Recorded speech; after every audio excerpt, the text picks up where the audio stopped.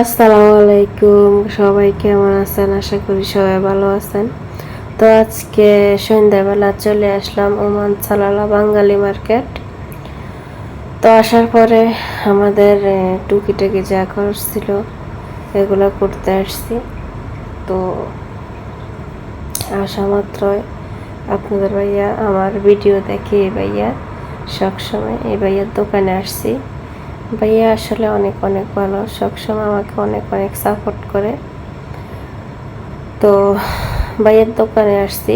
আপনাদের ভাইয়া প্রথমে আলু বাছি বেছে নিল, তারপরে দেখেন রসুন নিতেছে, তারপরে পেঁয়াজ নিতেছে, এরপরে ভাইয়া ওই দিক দিয়ে কাঁচামরিচ ধনিয়া পাতা প্যাকিং করতেছে।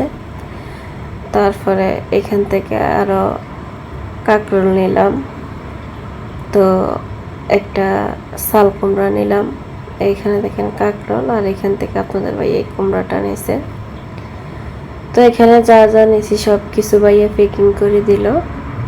তো আপনাদের ভাইয়া টাকা দিয়ে আমরা চলে যাইতেছি অন্য দোকানে। আর আপনাদের ভাইয়া বলতেছে দেখো এখান থেকে আর কিছু নিবে কিনা। আমি বলছি যে না, আর বেশি কিছু নিব না, কারণ রুমেও আছে অনেক কিছু।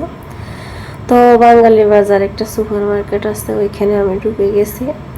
আপনাদের ওই কাঁচা বাজার নিতেছে ওইদিকে। তো এখান থেকে আমি একটা সরিষার তেল নিয়ে নিলাম, আর একটা চা খাওয়ার জন্য বিস্কিট নিয়ে নিলাম। তো এখান থেকে 5টা ঝালমুড়ি নিয়ে নিলাম, একটা উলফাউটার নিয়ে নিলাম। তো কাউন্টারে বাইয়ের সামনে আমি রাখিয়ে দিছি, রাখিয়ে দিয়ে দেখেন এখানে আইসক্রিম, ফ্রিজ, এগুলা একটু দেখালাম আপনাদেরকে। আর পুরো দোকানটা একটু দেখাইতেছি আর কি।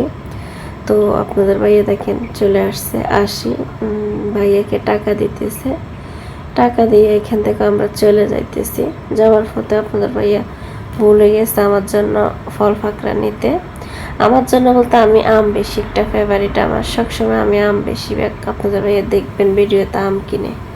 তো এখান থেকে আম নিলাম, নাগামরিচ নিলাম, এখান থেকে চটপটি নিয়ে দিল আমার, পিঠা কিনলাম। তারপরে চলে যাইতেছি আজকে এই পর্যন্ত।